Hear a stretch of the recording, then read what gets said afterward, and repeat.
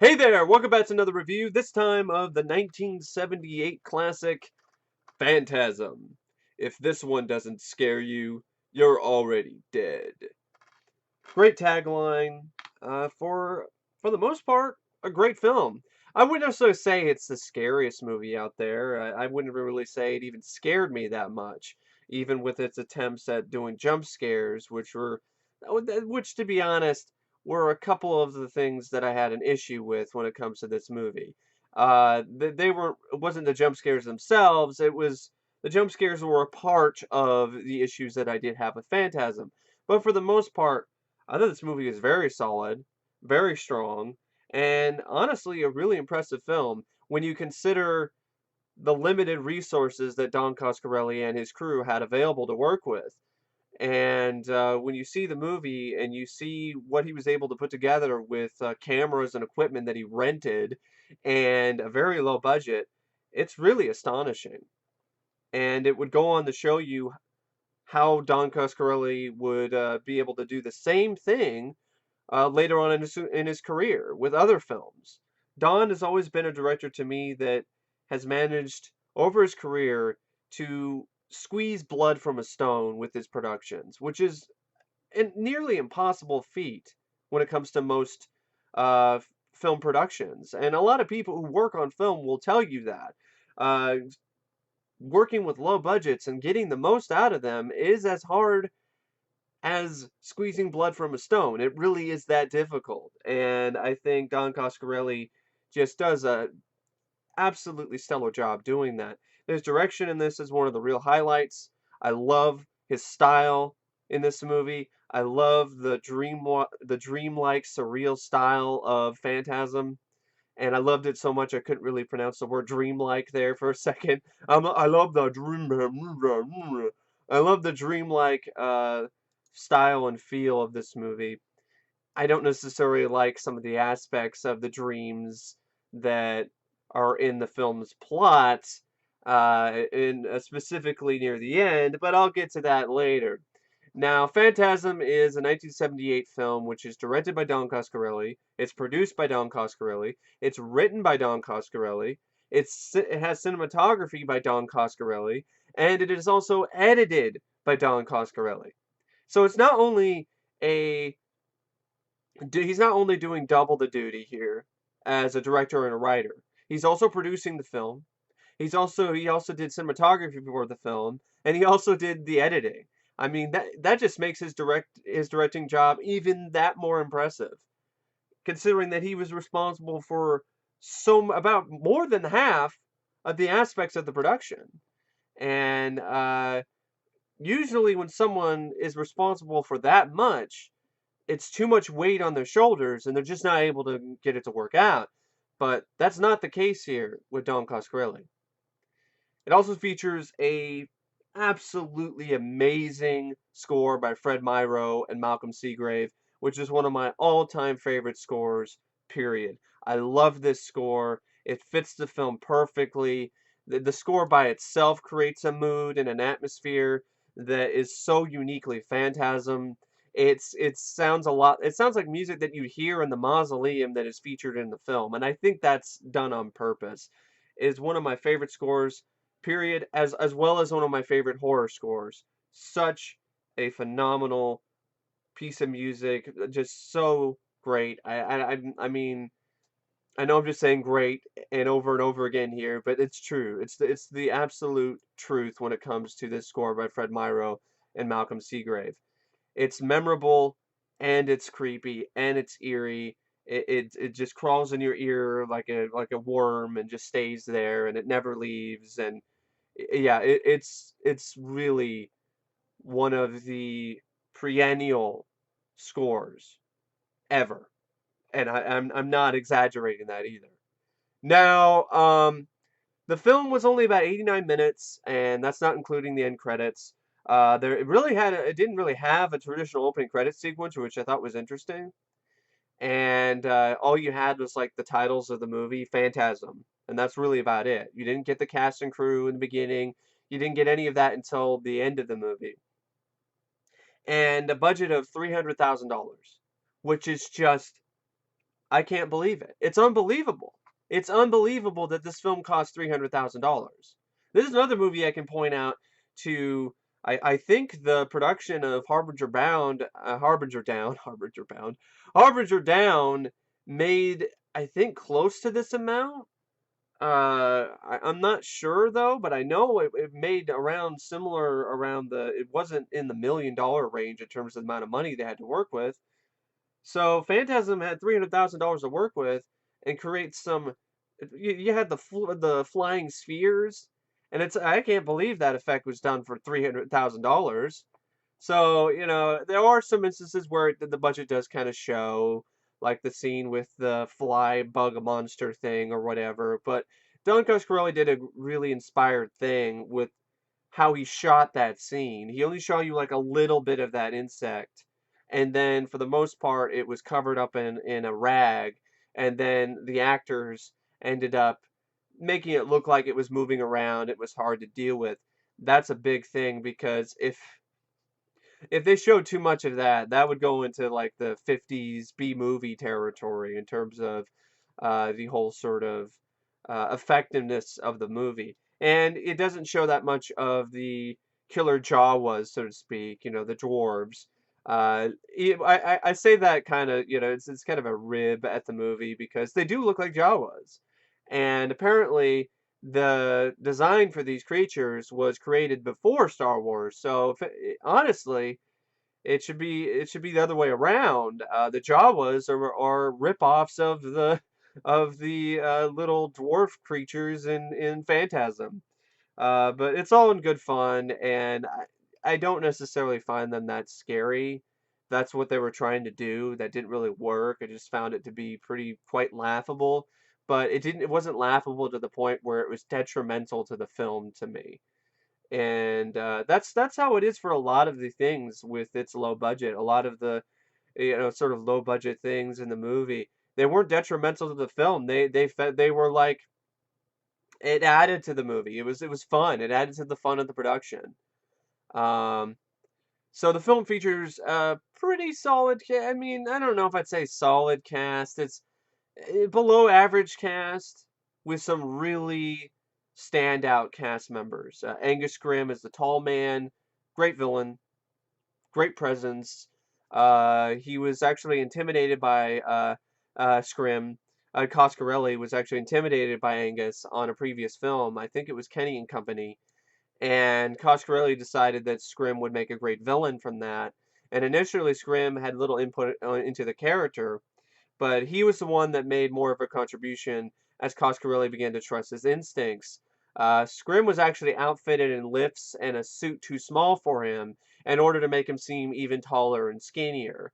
And there was also one scene where he had to like stand on top of an apple cart, and this was a scene, the first scene with Jody, and he had to stand on top of an apple cart because Jody was around the same height as Angus was, and you couldn't have that with this character called the Tall Man. He's called the Tall Man. And it's ironic that Angus Scrimm himself is not really as tall as the Tall Man, so they had to make him tall so he could be tall enough to be labeled the Tall Man. Scrim, Coscarelli says of Scrim, he said, I really didn't have any idea that he would take it to the level that he did. I could see it was going to be a very powerful character, and it is. I mean, it's very memorable, even from the, just from the first film. I mean, he would go on to do more, the Tall Man, in the later films of the franchise, but when you think of Phantasm, I think you think of three things. You think of Angus Scrimm as the Tall Man, you think of the Spears, and you think of the score. And some people might say you think of Reggie and a few other things, and maybe the Little Dwarves and and stuff like that. But for me personally, Phantasm, it's the Spears, it's the Tall Man, and it's the score. And there's other elements too that make it what it is. The quirkiness, the silliness amongst the horror, which is what makes it so surreal. I thought it was like one what the fuck moment after another. It's like one of those ultimate WTF films. And in some aspects, I thought it could have been even weirder. It could have been even more what the fuck. You also have A. Michael Baldwin who plays Mike Pearson. Michael Baldwin was in. I think he was also in the film Kenny and Company. And the kid is there as an actor. He's competent. He's nothing spectacular, but he's there. There's a few scenes where you can tell that he's not really the most established actor, but I liked his look. He was a kid that you definitely did root for. I liked how resourceful he was. The way that he figures out how to get out of his locked room, I liked. Um, he wasn't a problem. Bill Thornbury plays Jody Pearson. I liked him. I didn't like the ultimate denouement, so to speak, of his character. I'll talk about that later.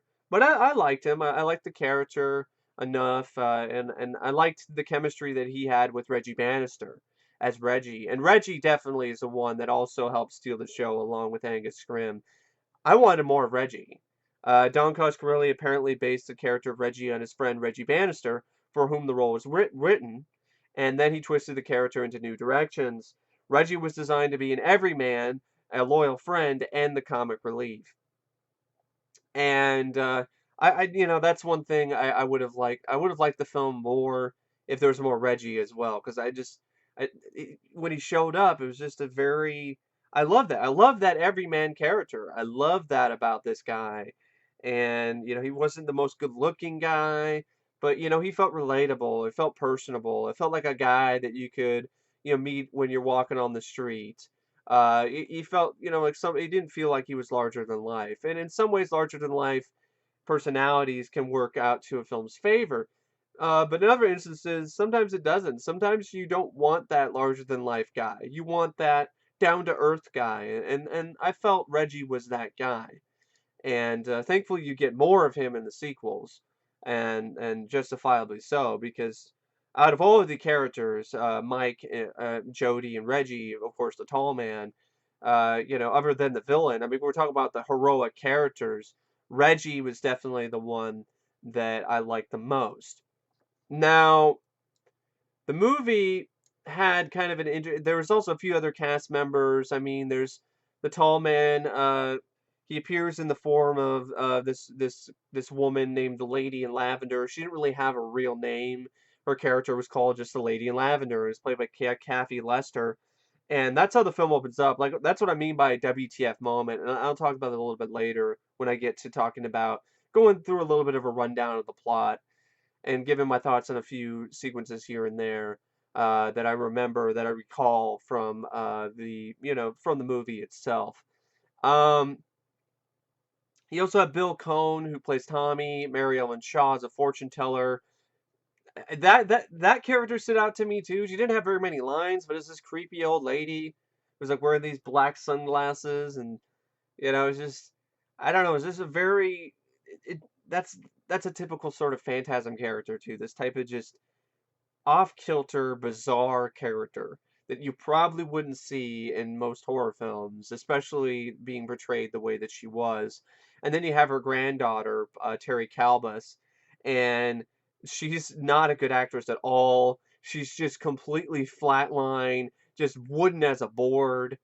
But she's not in it that much, and it doesn't affect the film that much for me. But it is something that I noticed. I'm just like, man, this chick cannot act. I'm glad that she does not have more than just like a couple scenes in this movie, because I don't think I could handle it for a very extended period of time. In fact, I know I couldn't. Now, Coscarelli, he came up with the concept for the film. There's a sort of genesis that happened for Phantasm via a dream. Apparently, one night during his late teens, he dreamed of fleeing down an endlessly long marble corridor, or a series of endlessly long marble corridors. And in this dream, he was being pursued by a chrome sphere, intent on penetrating his skull with a wicked needle, which is very similar to the iconic Phantasm sphere. It's not really a needle with a sphere, though. It's these three blades that pop out. But, it's, or four, it's like these multiple blades that pop out and a little drill. So it is kind of similar. You have this little needle, but in this instance, it's a drill of some kind that also might serve as a needle because it shoots blood out of it. So there was this sphere that was intent on penetrating his skull with a wicked needle, and then there was also a quite futuristic sphere dispenser, out of which the orbs would emerge and begin chase. And I don't know about you, that's a pretty freaky dream. That's a pretty terrifying dream. I know I would wake up in a cold sweat if I had that one night. And apparently, also to get the inspiration that he needed for the script, Don spent a couple of weeks in an isolated cabin at the mountains outside of Los Angeles while writing the script. So, and that paid off because the script is also a real highlight for this film. It's really easy to take something that's just as off the wall, that's as absurd as Phantasm, and just to make it feel like a total joke. But that's not really what it feels like.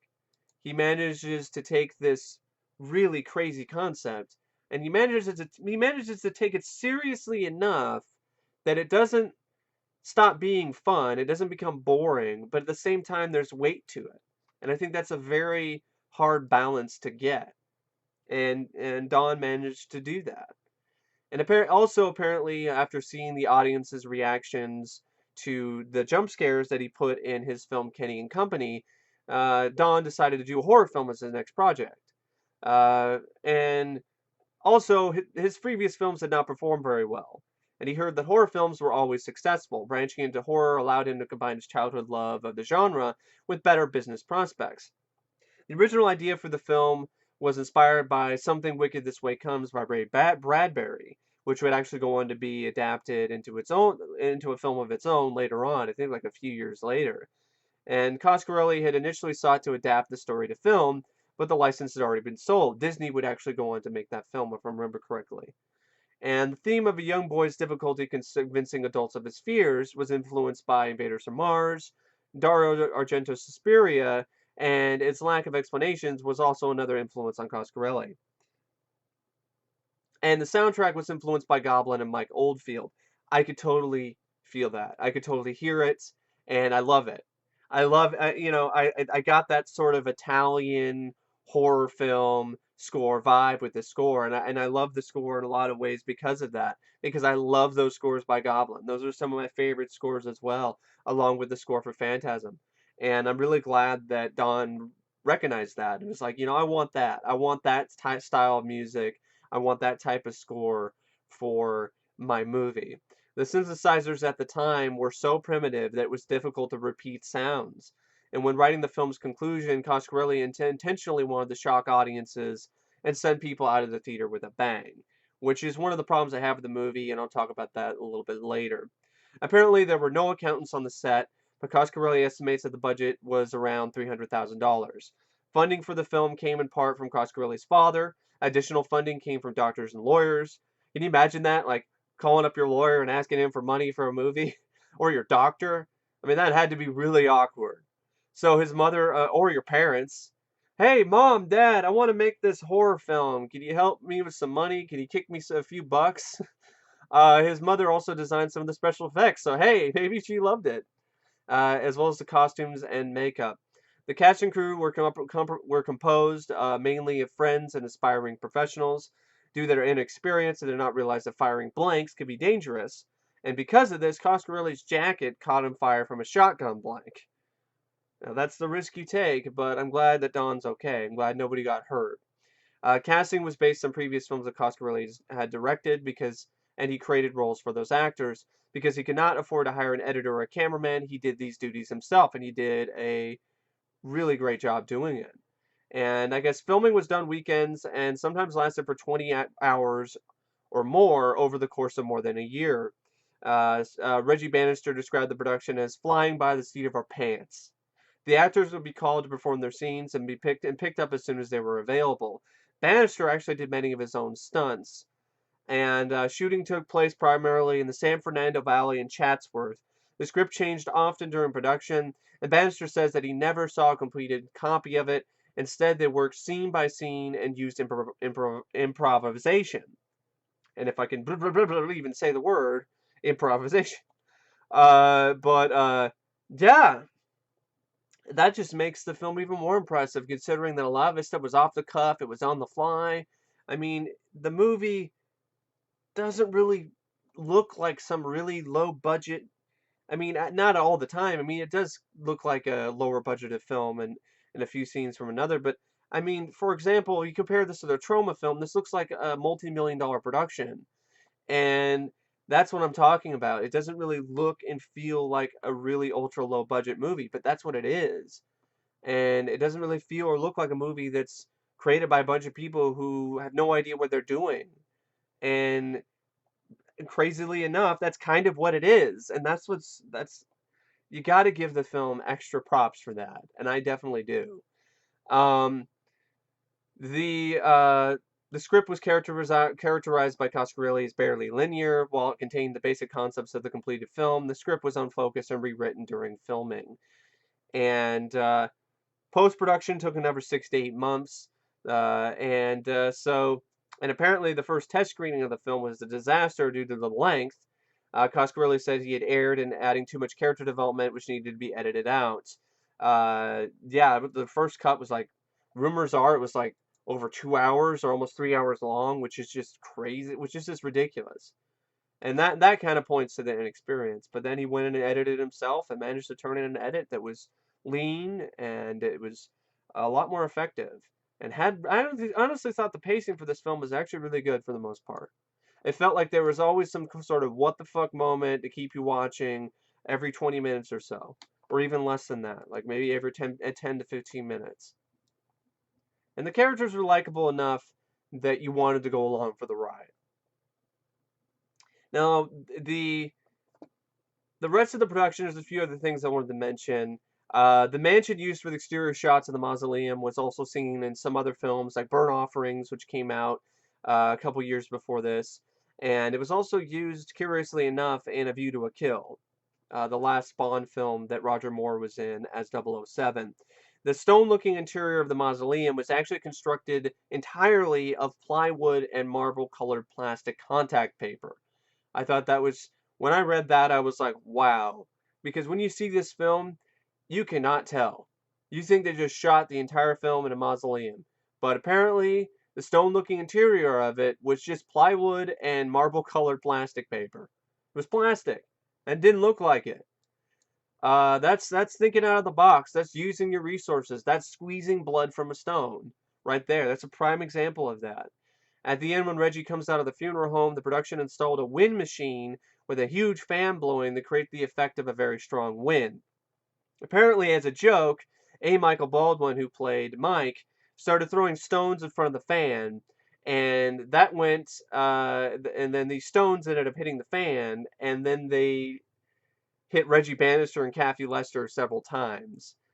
So the shit literally hit the fan. The coffin that Mike sees, the tall man lift by himself and shoved back into the hearse, which that was a great touch, a great scene. It was subtle, but it was weird and out of this world and unearthly enough that it made you go like, huh? And even Mike, he mouths, he's like, and that's exactly what it is. It's one of those like, what the fuck moments. Like, this old man should not be able to pick up this heavy coffin in like one arm and just toss it in the back of a hearse. And it didn't explain anything to you either. It didn't have to do that. I mean, I think that I kind of miss that a little bit because a lot of films nowadays they just over explain things. They got a lot of they'll have a ton of exposition dialogue that will explain like the entire plot and everything, and they'll force feed you things or not really force feed you. They're just they're feeding you like a baby. They're just like, okay, here you go, here's this, here you go. It's like the filmmakers assume that everyone in the audience is just a bunch of morons, and they just have to end up just giving everybody all this information that they could have gotten with some visual way, but instead they're just going to do it through dialogue. That's one thing about Nolan's films that I cannot stand is just ridiculous amount of expositionary dialogue. You know, there is such a thing as, you know, show me, don't tell me. Show me the plot, show me the little things. I did not need to know, oh, why he's able to do this before he ends up picking up the coffin. I'm glad they didn't do that kind of thing. Nowadays, they would try to explain that stuff, and that is completely unnecessary. So, so you have that, which is an effective sequence, which is memorable just for how simple it is. It wasn't complex, but it ended up making an impression. That was one of the first things that you saw of the tall man, other than the weird gender bending opening. So the coffin itself that he lifted up, it was made out of balsa wood. It was empty. It had a rope on the side facing away from the camera to make it easier to handle. The rope can briefly be seen as the tall man lifts up the coffin. And so it was a good effect, good sequence. Speaking of good effects and good sequences, the sphere effect. The first time you see the Phantasm sphere, the sphere's flying around, and it just ends up attaching to the guy's head, and then starts just spurting blood out like a geyser, like a fountain. The spheres were designed by craftsman Willard Green, who charged the production a little over $1,100 for his services. Money well spent, if you ask me. But sadly, he died just after production completed at the end of 1977, and he never saw his work on the big screen. His impact, though, is still felt to this day. I mean, I personally feel that, in particular, Phantasm fans are never going to forget Willard Green for creating such a memorable creation of the Phantasm Sphere. The Phantasm Sphere is every bit as memorable as the Tall Man, and in large part it's because of Willard Green's work. And the ball scenes, the sphere scenes, were actually simple effects. The sphere was thrown from behind the camera by a baseball pitcher, and then the shot was printed in reverse. The ball attaching itself to the man's head, and when it like spurts out blood, was filmed by sticking it on his head and then pulling it off, and then printing the shot in reverse. This is the type of ingenuity that a lot of people nowadays who are directors, and especially with bigger budgeted productions, they're not going to do that. They're not going to know how to do that unless they're like older, more experienced directors, because you just do it with a computer. It becomes a crutch. The computer becomes a crutch. And for all the great things that CGI and computers can do, in my opinion, it forces a lot of productions to stay within the box. It doesn't really challenge them intellectually. It doesn't challenge them to come up with new solutions that can save money, or ways to be as effective with a lower budget as you would be with a bigger budget. And I think that's something that is absolutely understated today in Hollywood. It's something that's I think is starting to go by the wayside, and I think that's really too bad. I think that's something that a lot of film productions could actually use, that approach. It would make things better and make things feel a little bit more real. And in the same sequence, where Kenneth V. Jones, who plays the unfortunate first victim of the sphere, uh, he was too tired to have his makeup removed, all the blood and everything. So he drove home in it, and he's driving home covered in blood, and he ends up getting pulled over by some police officer who was ob- understandably naturally suspicious of him being covered in fake blood, and he didn't immediately buy his story of being an actor. But eventually he did. Eventually he bought it. He was like, yeah, it's okay. I understand you're an actor, but you can't blame me for pulling you over. Yeah, I mean, come on. He probably thought he was some kind of. He just killed somebody. He murdered somebody, and he's trying to get away from the scene of the crime. So I thought that was kind of a fun little bit of trivia there. Now, when it comes to the plot, it's actually pretty straightforward.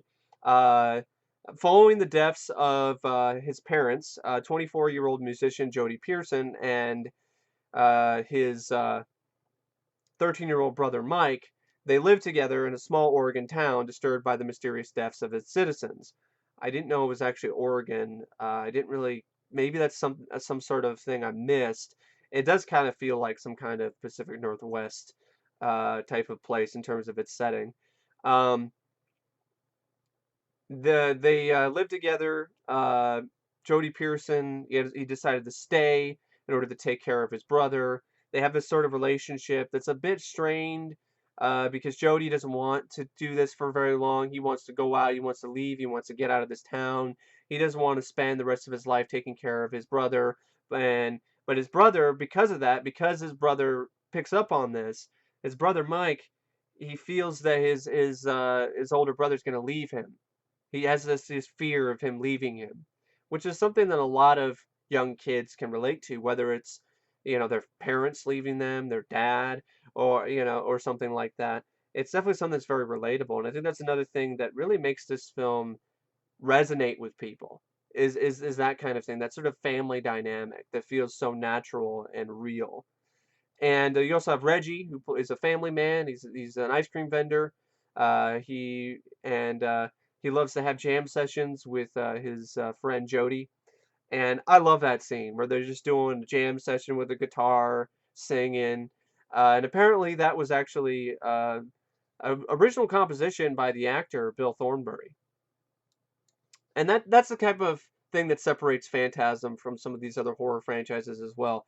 They're not afraid to have some fun. They're not afraid to have a little jam session. I mean, that's the kind of thing that you don't see in these type of movies that much. You could say it's random, you could say it's unnecessary, but I personally think it adds to the film's charm.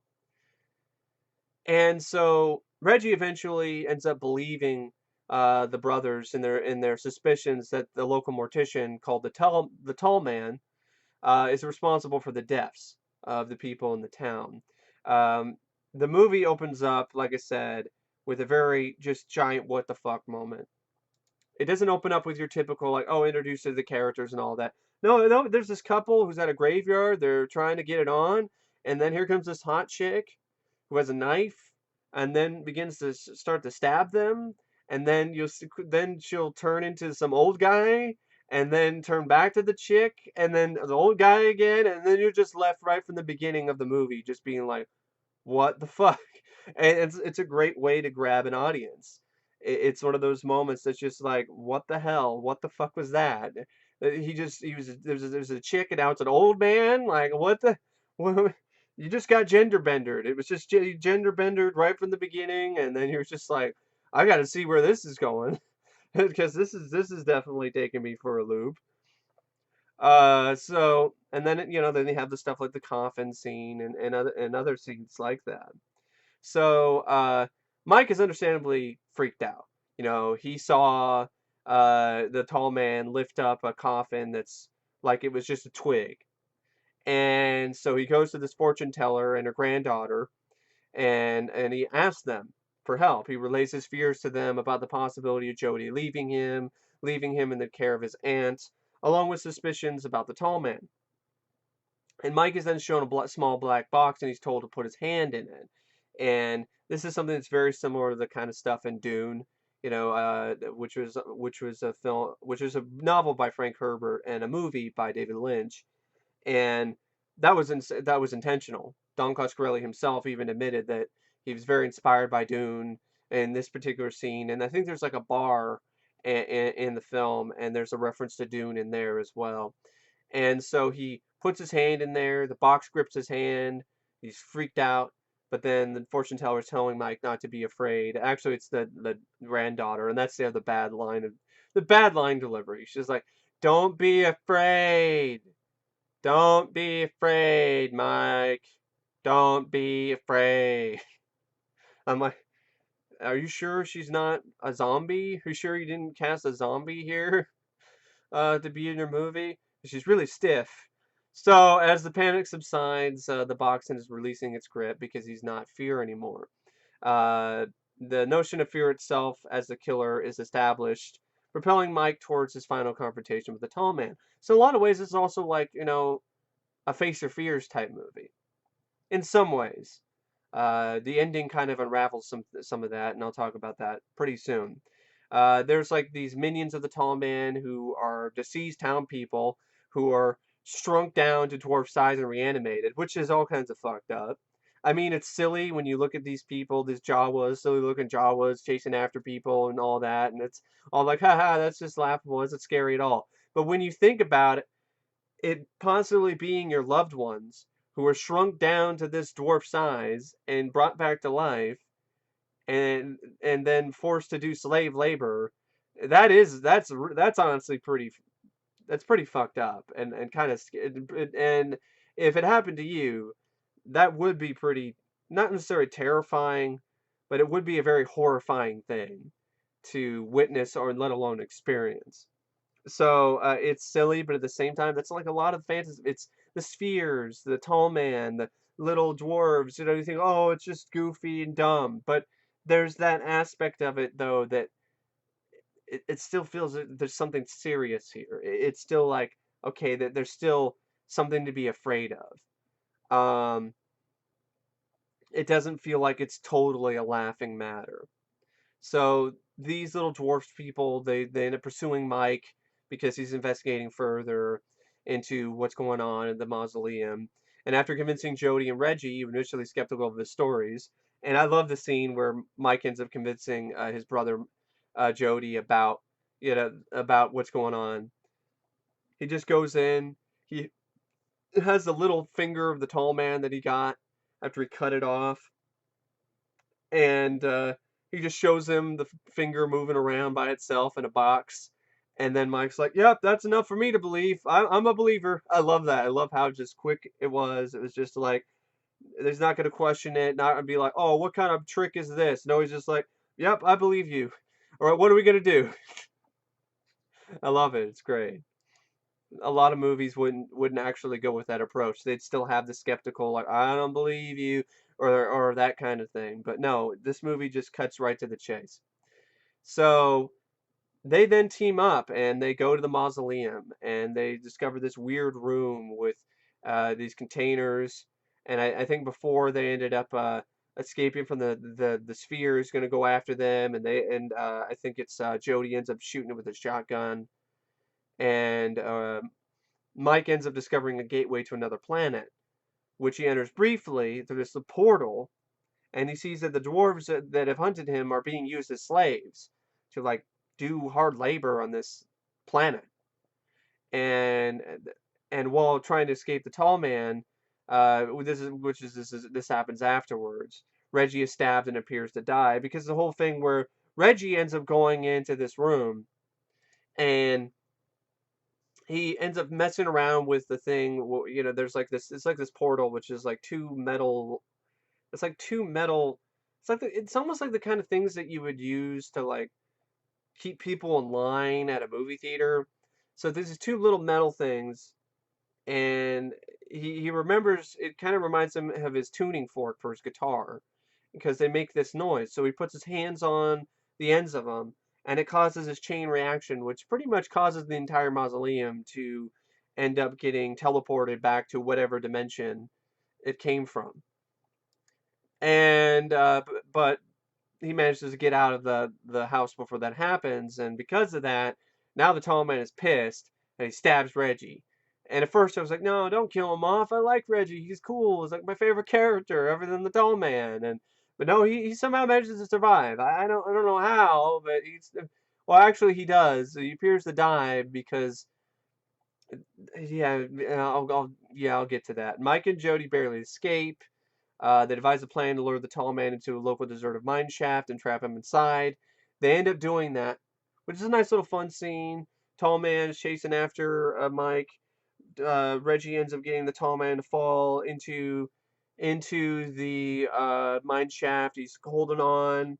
I think it's like this scene right here. He's holding on for dear life, and Mike ends up kicking him down the shaft. And Jody rolls a giant rock down the hill and traps him. And you think, and Jody's on the top of the hill, raising his hands, arms in the air, like he's Rocky, and you think, like, that's it, that's the end, right?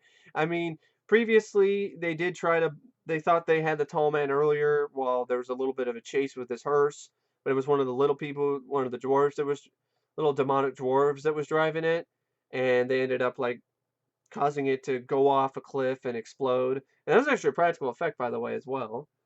Um, and it looked great. And case in point, there are times where that doesn't necessarily work out too well. like in Killer Clowns from Outer Space, the Kyoto brothers, they wanted to have a bigger explosion, but a bigger crash, but it just didn't work out. And you only have one take, so it managed to work out really well in that instance. But then after this moment, which is a feel-good moment, crowd pleaser, they got the tall man. Jody and his brother work together. They beat. Mike faces fears. Then the film pulls the rug out from underneath you. Mike wakes up in his bed, and then I'm like, wait a second. Are you gonna tell me that this is all a dream? And apparently that's the case. And yes, the movie does look like a dream before this. It has this dreamlike quality to it. You got all these different sort of surreal touches. The way that the lighting is used is very dreamlike. The fog and so on. I get it. But it's a rare instance. I honestly can't think of an instance where this type of ending works for me. I don't like this. I hate this because it just makes everything that happened, everything that you watched previously, completely pointless because none of it ever happened. None of it actually happened. And that's the main thing that holds this film back for me is this ending. I cannot, I don't like it. I gotta be honest. I don't like this ending.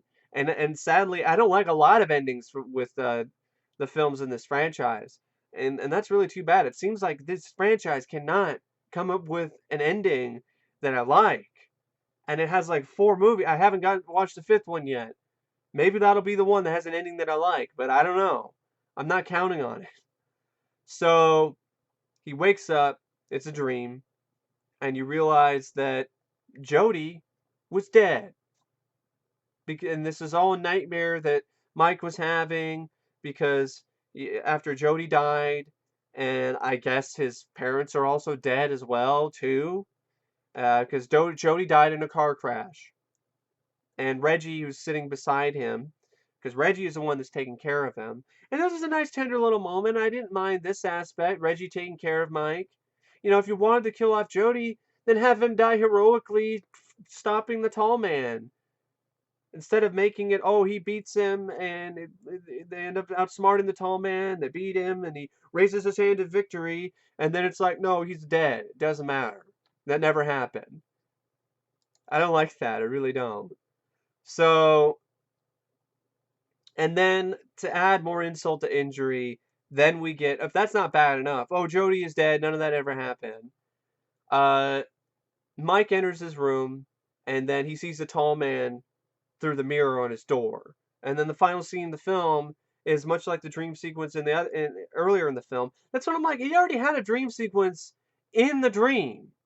He had a dream within a dream. There's a scene where Mike is laying in bed, and after he first saw the tall man, and he first saw the spheres and stuff, and the little Jawa people, and then boom, like that's the scene we see in the trailer where the Phantasm it's like a I love the way it's set up. It's like Mike's in his bed and it looks like in front of him there's like this graveyard scene and these hands come out and grab him and the tall man's there. Um but yeah, I mean and then it's like a dream within a dream. And then, oh, it's another dream. That's how it ends. And I guess that's intentional because you wanted to end the movie with a bang, but I don't like it because narratively it doesn't work. It just completely unravels everything. It's just like, oh, Mike faced his fears. No, it was a dream.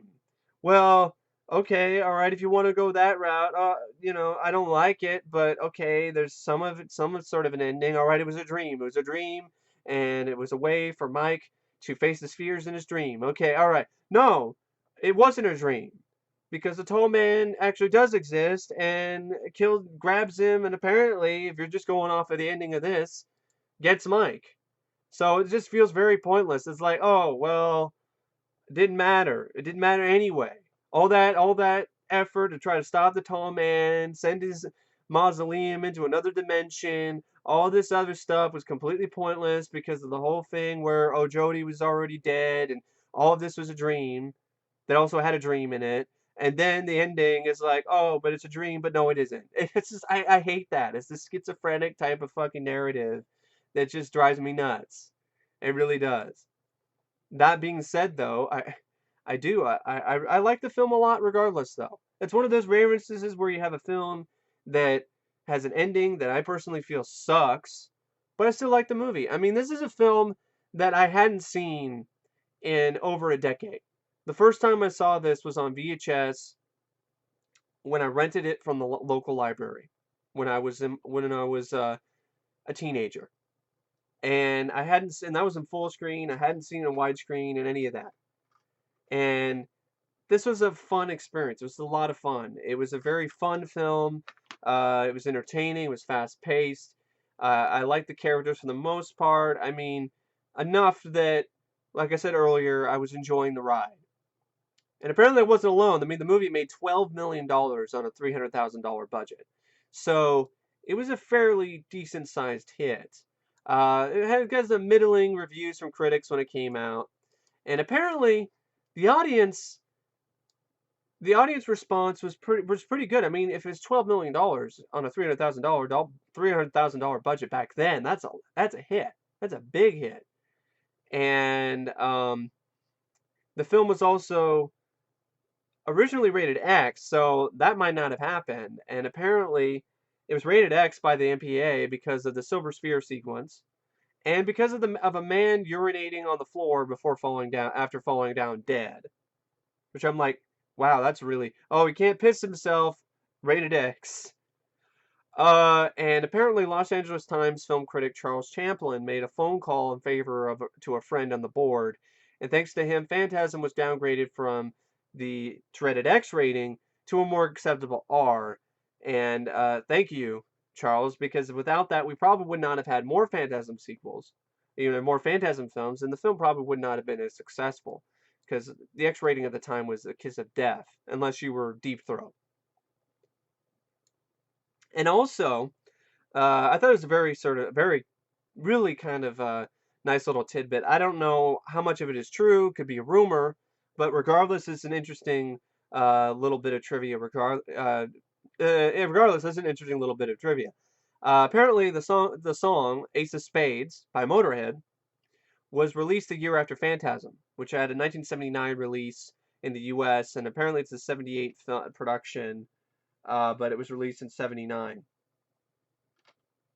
because it has a print date of '78. So I mean, there's different sort of.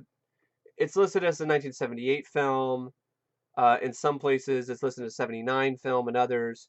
So I'll say '79. Uh, so it was released in the U.S. in '79. Although, like I said, I think it was completed before then, but I could be completely wrong. I was only going off of '78 because of the print date on the back of the DVD says '78. So a year after Phantasm, and they saw it. Motorhead saw it at a New York screening of the film, and I guess apparently Lemmy was heard to have muttered that Mike's head looked like the Ace of Spades, which is kind of funny. And then he spent much of the rest of the film writing out the lyrics in a notepad. He used the pencil that had been given to him earlier that day by David Soul. So you could say there's a little bit of connection between this film and Salem's Lot, because David Soul was also in Salem's Lot. Uh, but yeah, I just thought it was a nice little interesting bit of trivia. Because can you imagine? I mean, I love that song. It's one of my favorite songs by Motorhead. And to imagine that it could be true that there's a connection between that song and Phantasm, which is really, really cool. The movie, like I said, it got sort of a mixed reception. But over the years, it's become a definite cult classic, and I think a lot of other critics who are kind of mixed on it over the years have really, really come to really like the film. And I do. I like the film. I like it. I personally prefer the second film when it comes to Phantasm films. I like that a bit more than this. I think it does a lot. I think it does more of the concept. It has more. There's more to it. There's more action. There's more intrigue. There's more gore. There's more tall man. There's just more. But for what little they had to work with, they did a lot, and it's still a film that I do find very endearing, and I'm not alone on that. And I want to end this with a quote from Vincent Canby, of the New York Times. He compared the film to a ghost story told by a bright, imaginative 8-year-old. And I do agree with that. And this is the main thing that I want to end this review with. He concluded that Phantasm is thoroughly silly and endearing. And that's a great way to sum it up. It's a thoroughly silly and endearing film. It's a little film, but it feels like it's big, and it's big fun. It's a big old giant ball of fun. And I don't know what else to say about Phantasm, except it's a rate out of 5 stars. I give the movie 4 out of 5. The ending brings it down a little bit. The acting by some of the characters is not the best. You can tell they don't have that much acting experience. Could have used a little bit more gore or blood or some things like that. But the direction is great, score is great.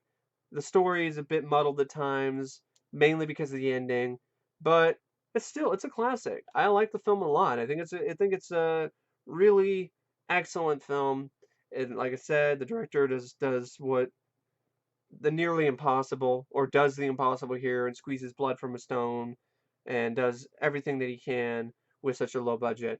And yeah, I think it holds up fairly well, and I wouldn't mind getting the Blu-ray someday, but what's disappointing about the Blu-ray is that the new Blu-ray Phantasm Remastered doesn't even have all the features that are on this out-of-print Anchor Bay DVD. It doesn't even have all the features that are on the Laserdisc, which I might do a separate video showing you guys my Phantasm Laserdisc, because it's a collector's edition, and it's honestly pretty sweet. But anyway, I hope you guys enjoyed this video. I hope you found it pretty sweet. I know it's pretty long, but it's Phantasm.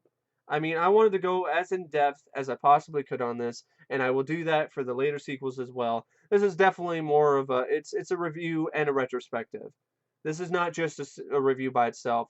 It's an in-depth review and retrospective of Phantasm, and I hope you all enjoyed it. And stay tuned for more Phantasm with an in-depth review and retrospective on my favorite film in the franchise, Phantasm 2. As always, thank you for watching, and I will see you guys later. See ya.